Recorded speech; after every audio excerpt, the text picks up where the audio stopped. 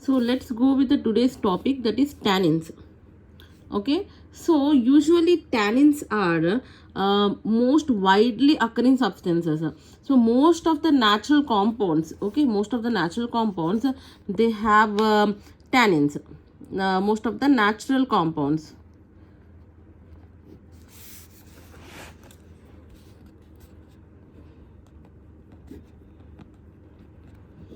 they have inside them, they have tannins. Okay, so these tannins are generally in solution form. These are in solution form. So this solution form, where it has been located, so usually these are located in cell sap. So these are generally located in cell sap or vacuoles.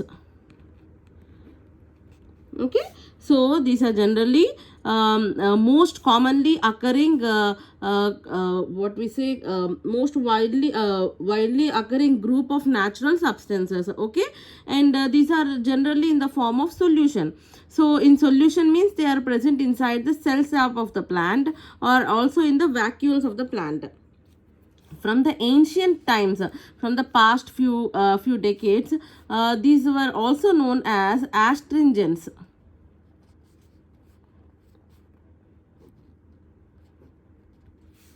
Okay, these were also known as astringents. So why these were known as astringents means they combine when they occur in the plant, right? They are present in the plant. So in the plant they combine with tissue proteins. They combine with tissue proteins. They combine with tissue proteins and they precipitate them. Okay, they combine with tissue proteins and they precipitate them, and hence then what happens, because of this nature, because of combining with the tissue proteins and precipitating them, because of this nature, they are usually used as mild antiseptics. Mild antiseptics, or they're used in diarrhea conditions. Okay, diarrhea conditions, or also under minor hemorrhages conditions, hemorrhages conditions.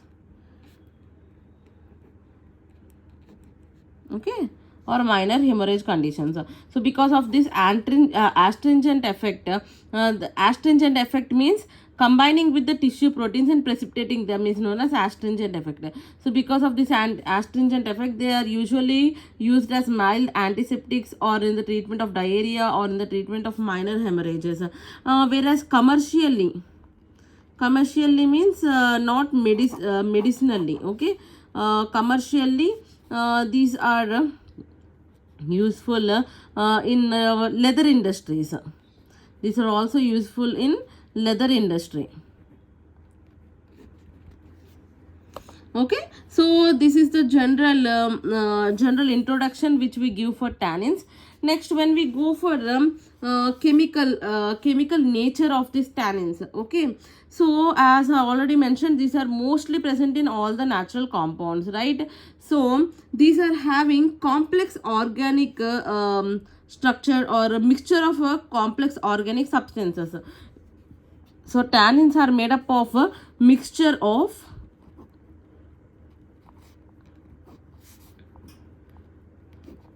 complex organic substances. Okay, so it is a mixture of complex organic substances, like when we see polyphenol. Okay, polyphenol it contains O dihydroxy or O trihydroxy. Okay, either O dihydroxy or O trihydroxy groups on the phenyl ring.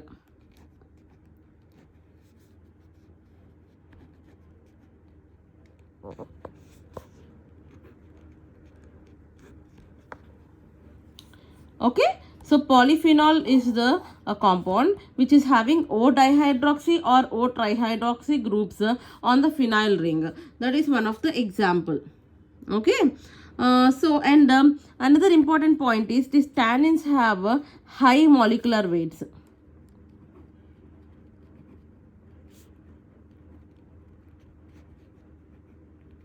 Okay, high molecular weights are present for the tannins, and they also doesn't contain nitrogen atom. Whereas in alkaloids we have studied, one or more than one nitrogen atom is been present inside their heterocyclic ring, right? But here we doesn't have the nitrogen atom. Nitrogen atom is absent. Okay. Next when we go for solubility, if you go for the solubility, these tannins form colloidal solutions. Okay, with water. With water, they form colloidal solutions and are sometimes non-crystalline in nature. They are non-crystalline in nature. And whereas when we react them with phenols, they show acidic reaction. Okay, when we mix up with water, they show colloidal solutions, and when we mix up with phenols, they show acidic reactions or acidic nature. Okay, acidic reactions. Next, they are also soluble in alcohol. Next, if we take or glycerin, okay, like alkalis, various other solvents, they are also soluble in that, but they are insoluble in organic solvents except acetone. They are soluble in acetone, okay, except acetone, like sparingly soluble in acetone, and whereas in other all organic solvents they are insoluble. Okay, in other all organic solvents they are insoluble except acetone. Next, when we go for the chemical tests,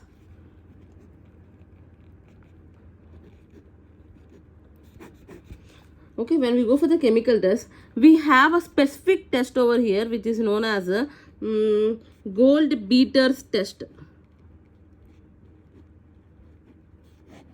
This is the specific test for tannins. Okay, gold beaters test. This is a specific test for tannins.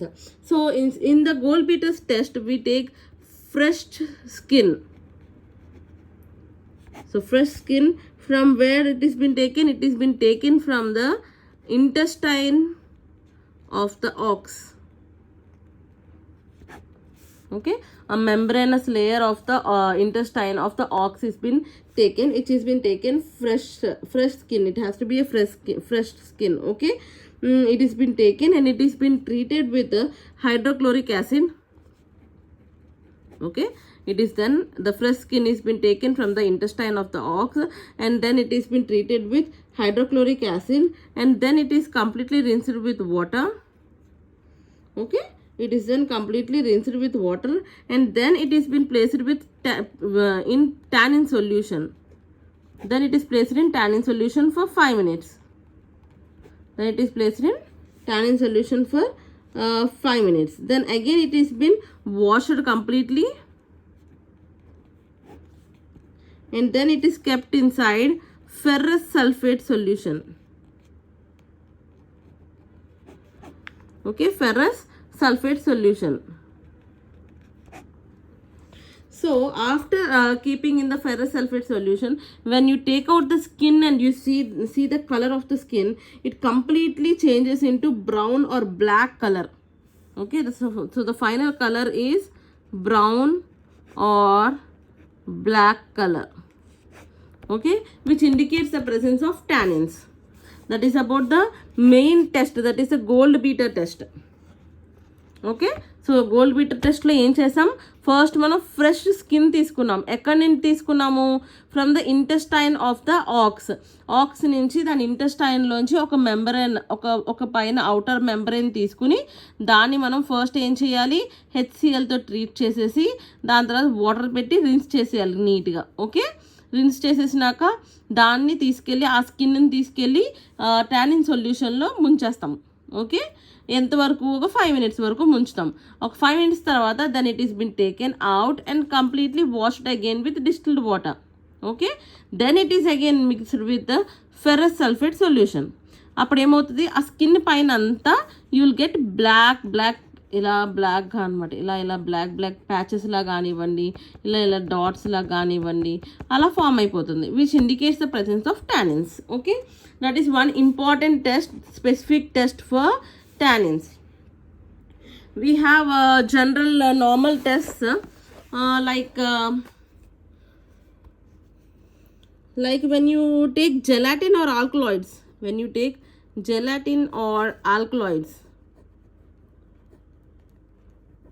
okay, and tannins have been added.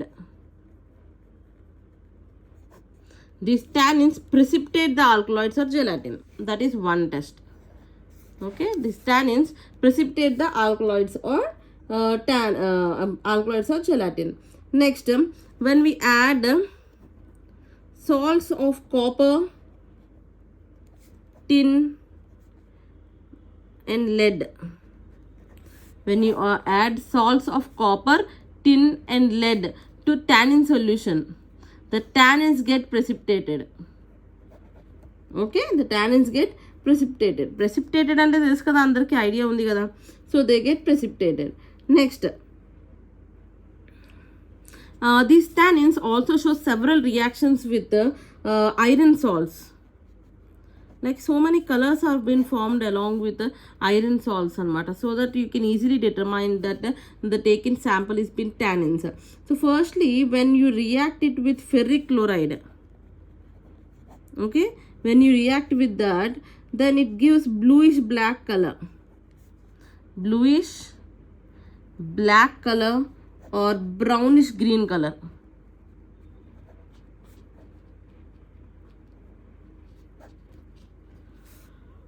Bluish black color or brownish green color. Okay, and when you treat them with potassium ferricyanide,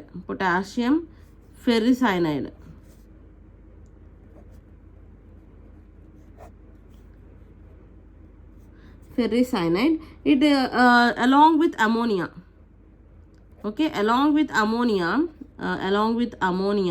if you give along with ferricyanide, potassium ferricyanide and ammonia, when you mix it with these two along with tannins, okay, it gives deep red color.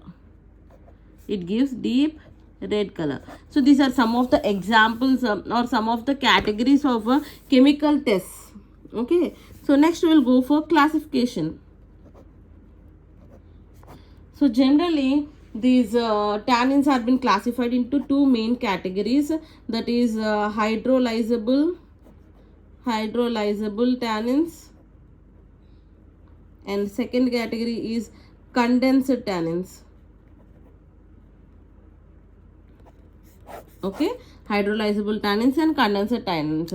పేరులోనే ఉంది, hydrolysable means which can easily undergo hydrolysis, whereas condense where hydrolysis cannot be done. And we also have another category, that is pseudotannins. Okay, and the last one is the pseudotannins. So we have three categories: hydrolyzable tannins, condensed tannins, and the last one is pseudotannins. When firstly we will go through hydrolyzable tannins. So when we go through the hydrolyzable tannins, what happens here, they can be easily hydrolyzed by acids or enzymes. So when you take a sample of tannins and you mix it up with acid or when you mix it up with acid or enzymes, when you mix up with the acids or enzymes, so easily hydrolysis can be done. Tannins can be hydrolyzed and they give products. So when tannins are being hydrolyzed along with acids or enzymes, they generally give hydrolyzable. I am talking about only hydrolyzable tannins. Okay, they give gallic acid and ellagic acid. Okay, they give gallic acid and ellagic acid. These on dry distillation, this gallic acid and other components get converted to this gallic acid or other components of this ellagic acid Okay, on dry distillation they convert into pyrogalol. They convert into pyrogalol. Okay, so this is one category. First ఏం చెప్పుకున్నాము, tannins are of three types: hydrolyzable tannins, condensed tannins and pseudo tannins.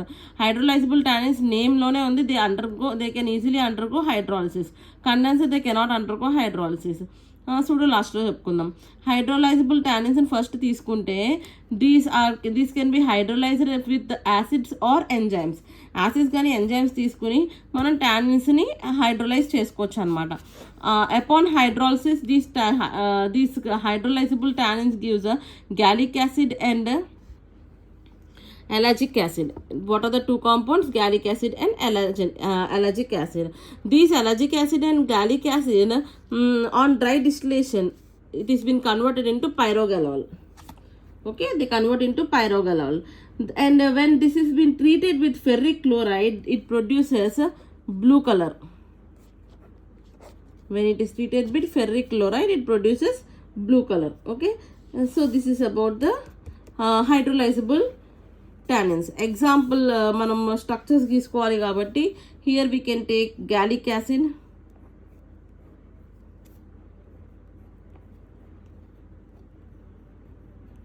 Acid కదా, so COH.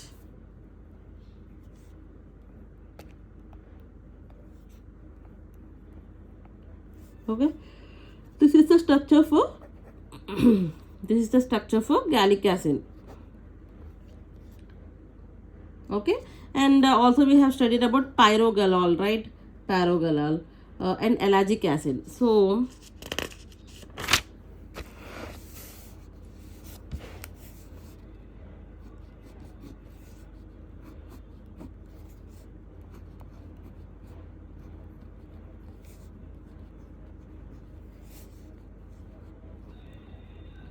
this is pyrogalol. Okay, pyrogalol. And last one is the allergic acid.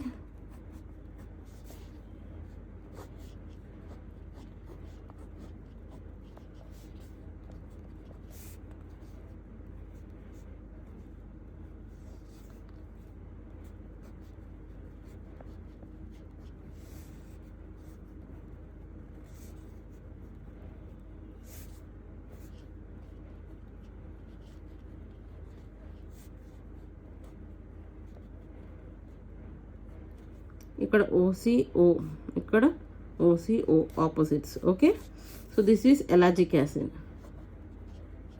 So these are the examples, like not examples, after hydrolysis these two are being obtained, right? So అలా ఇట్లా structures కూడా వేసుకోవాలి. Next when we go for condensed tannins, right? So condensed tannins are non-hydrolyzable tannins, right? These are also known as phlebotanins or proanthocyanidins.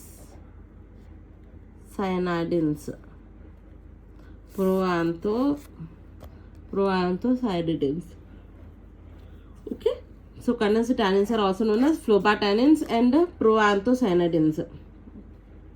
So they are completely resistant to hydrolysis, right? I already told you they doesn't go undergo any hydrolysis, but on treatment with enzymes or mineral acids they are polymerized or decomposed. So ఇక్కడ ఏమవుతాయి, when we treat them with acids or enzymes they get decomposed. Okay, they get decomposed into red color, which is known as phlebophines.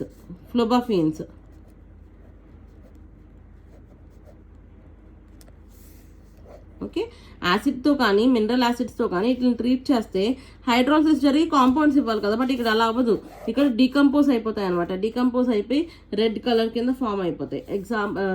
Red colour కింద form అయిపోతాయి. ఇట్లా ఏమంటారు, ఫ్లోబాఫీన్స్ అంటారు. Okay, next we go for pseudotannins. సూడోటానిన్స్లోకి వెళ్ళాం అనుకోండి, సూడోటానిన్స్ ఏంటి అంటే they show everything same but they give negative effect on the gold beaters test. Gold beater test చదువుకున్నాం కదా, ఆ గోల్డ్ బీటర్ టెస్ట్ యాబ్సెన్స్, ఆ టెస్ట్ అనేది పాస్ అవ్వవు, మిగతా అన్ని క్యారెక్టర్స్ అవన్నీ కూడా same. So that is about pseudo tannins. So this is the topic of tannins. Okay.